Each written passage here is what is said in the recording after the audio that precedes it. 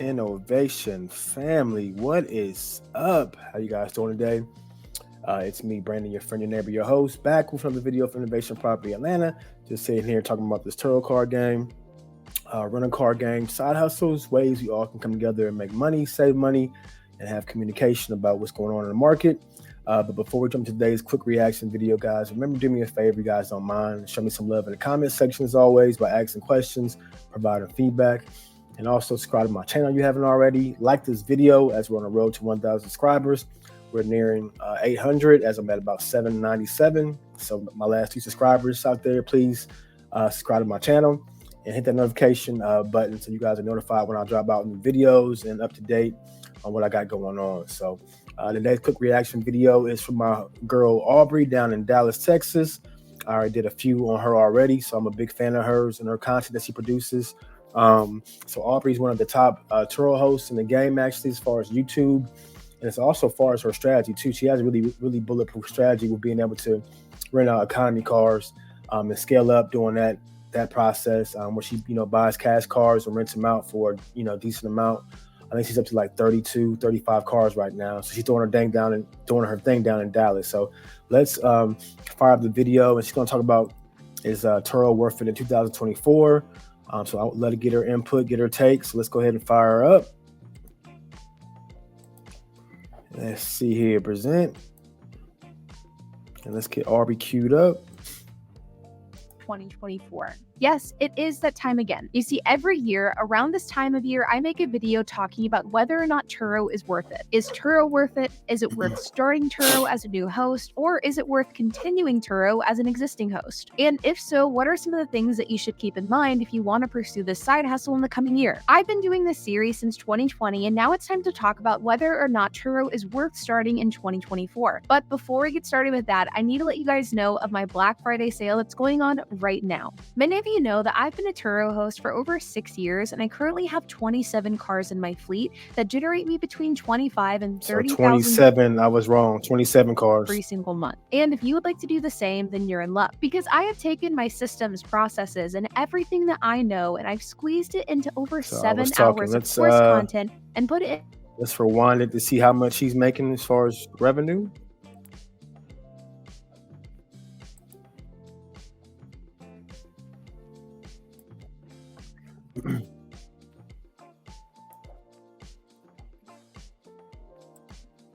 Fleet that generate me between $25,000 and $30,000 in semi-passive income every single month. And if you would like to do the same, then you're in luck, because I have taken my systems, processes, and everything that I know, and I've squeezed it into over 7 hours of course content and put it into my course, the Car Sharing Masterclass. If you're watching this video between November 9th and November 30th, then take action now and use the code BLACKFRIDAY200 to get $200 off the purchase of the Car Sharing Masterclass. This is the biggest sale we'll ever run, and once it's over, it won't be back until next year, November 2024. In the Car Sharing Masterclass, I'll show you everything that you need to know about starting your own Turo side hustle. Everything from LLCs, how to work with insurance and Turo protection packages, what type of cars you should buy, where to find below market value deals on cars, how to set up automated communication methods, and even what to do in the case that your car is in an accident or it's damaged, as well as everything in between. Click the link down in the description below to start making some semi-passive income today.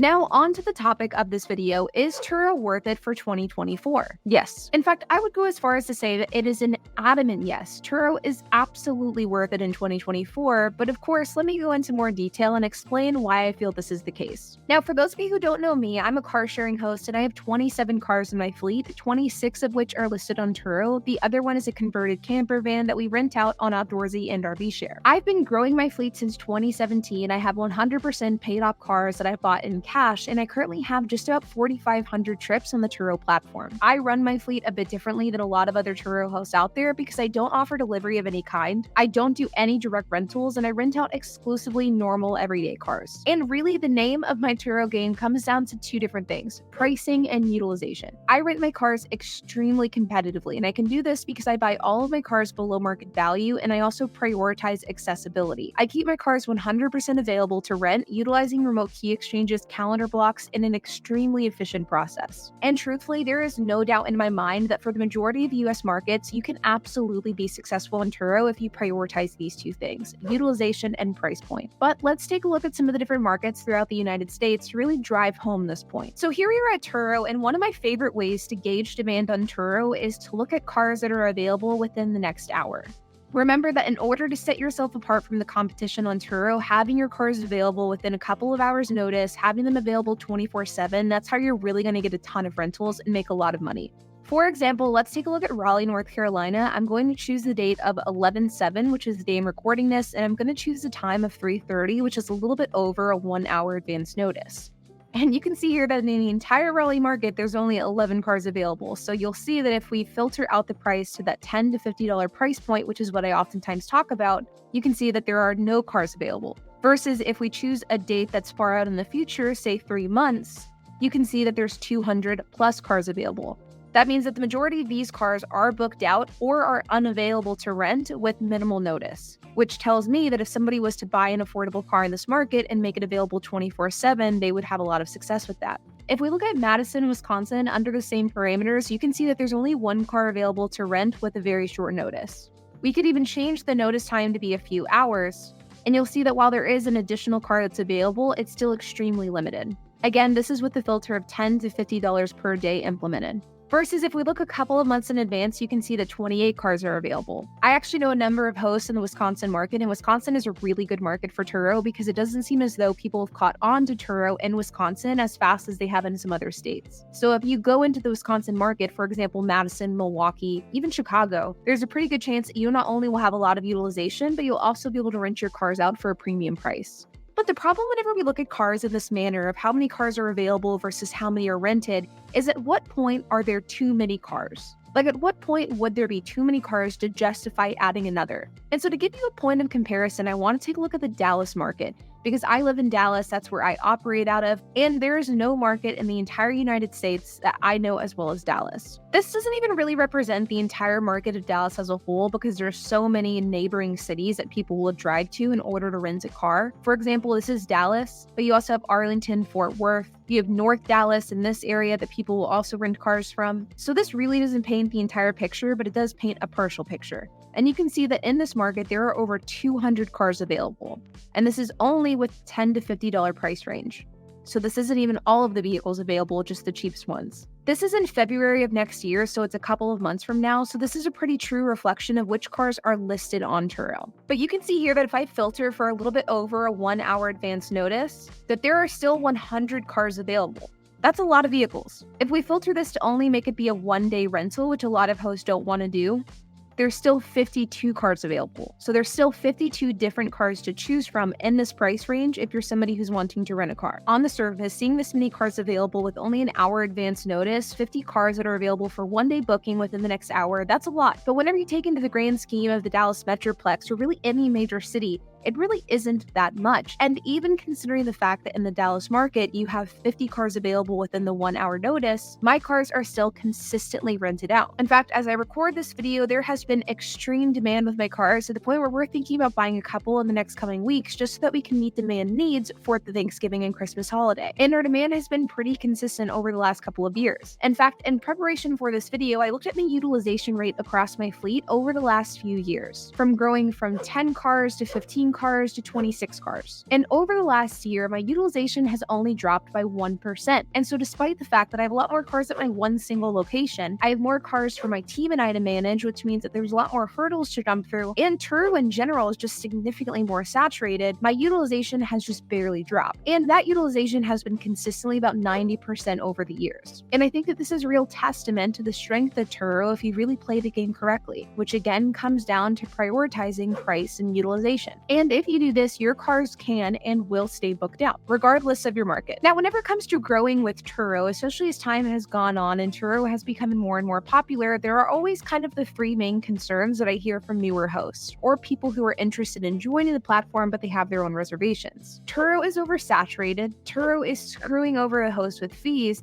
and there is no money to be made with Turo. So let's address some of these concerns here as well. Number one, Turo is oversaturated. Turo certainly has more people today than it did whenever I joined the platform in 2017. And while I do think that Turo is oversaturated in some markets, for example, Los Angeles, which I think has a notorious reputation of being pretty oversaturated, but as we demonstrated in the walkthrough that I did just a couple of minutes ago, I think that most car markets in the United States are at least a little bit oversaturated with specific types of cars. For example, LA. LA has a pretty notorious reputation of being oversaturated, and it sort of earns that reputation. There are over 200 cars in the $10 to $50 price range in Los Angeles, and many of them are extremely nice. Newer model cars, Broncos, things like that. But even in LA, I think that if you prioritize price and utilization, you'll do better than most hosts. Because if you scroll through Turo, you'll see that a lot of hosts have restricted hours, restricted availability, and they're not available 24/7. For example, early morning or late evening pickups. But you can use this exercise that I just walked you through. I also did a standalone video once where I broke this down step by step. I will include a link to that down in the description below. But you can do this yourself in your own market to really determine what the demand is for your market. If there are a bunch of cars available for a relatively short notice, I'm saying 200 plus, that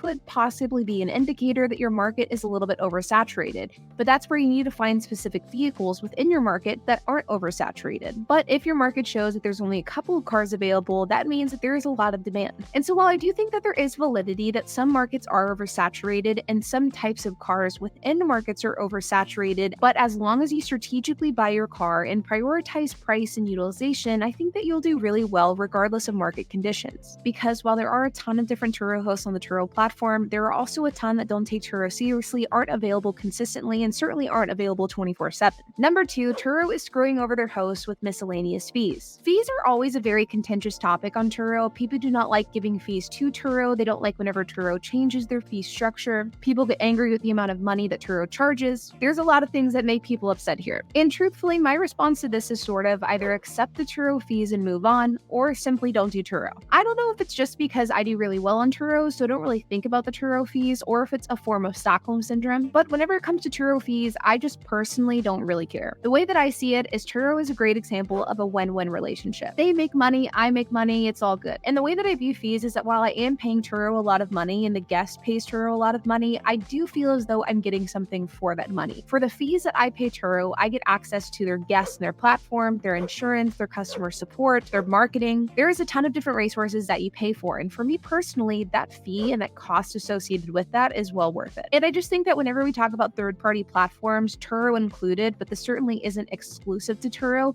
the fees are always going to be a portion of the equation. So you either need to get used to it, or you just have to find something new to do that doesn't include a third-party platform or fees of any kind. But for the most part, regardless of what third-party platform you're using, they're going to take fees of some kind. It's just the reality of this type of business model. So I don't really see the point of getting upset about it, and I certainly don't see it as a con of joining Turo. It's just a part of the game. And number 3, there is no money to be made with Turo. Like any business, if you run it incorrectly, you can absolutely lose money with Turo. But if you run the business correctly, there's also a lot of money to be made with Turo. This topic comes up a lot, and truthfully, I never really know how to address it because I've made a bunch of videos talking about the finances associated with the Turo fleet. I've talked about how much my fleet makes, how much profit it makes, how much it costs. I've talked about the finances and economics of the average fleet, that I don't really know how else to drive home the point that Turo is in fact profitable. And there are still a lot of people that are very skeptical of the Turo business model, and they think that I, as well as other Turo hosts, are lying. And you know what? I get it. There are a lot of fake gurus out there, and nowadays you just really don't know who you can trust and who's being honest. But when it comes down to Turo and figuring out whether or not this is actually a viable, profitable business model, my number one piece of advice would be to simply do the math. Do the math for the car that you want to buy.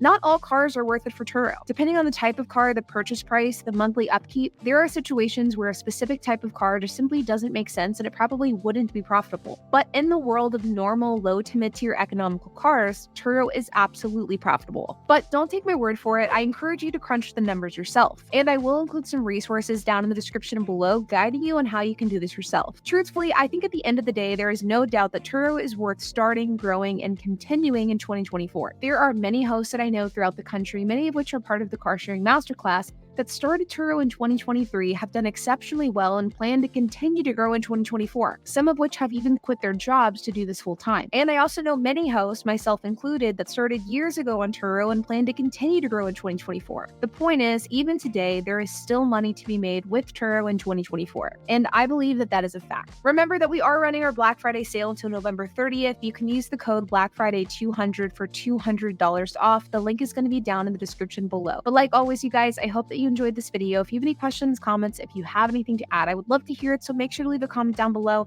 And while you guys are at it, make sure to hit the like button, hit that subscribe button, and hit the notification bell, and I will see you guys in the next video. All right, guys. So again, shout out to Aubrey and her husband HP, who do an awesome job down in the Dallas area of renting out vehicles. So yeah, they definitely are a blueprint to watch when it comes to renting out cars, running a successful business.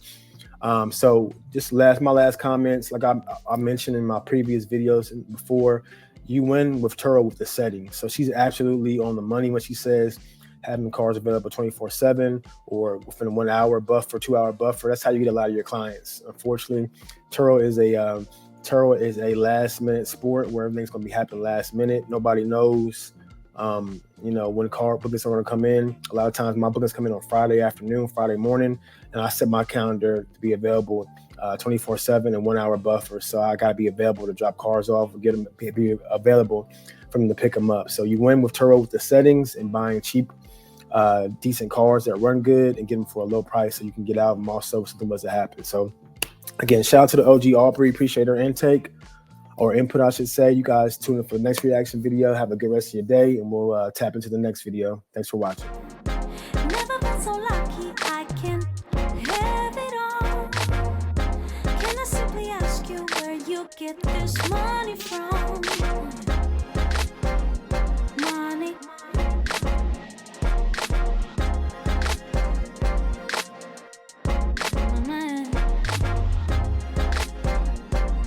Money.